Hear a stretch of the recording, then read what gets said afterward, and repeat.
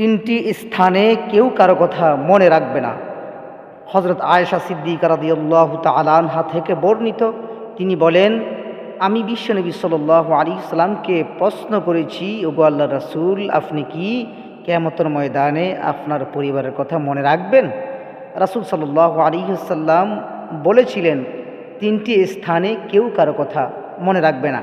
এক নম্বরে মিজানের ফাল্লার সময় যখন নাকি নেকি বিধি ওজন দেওয়া হবে, যতক্ষণ না জানবে আমলনামা ডান হাতে নাকি বাম হাতে।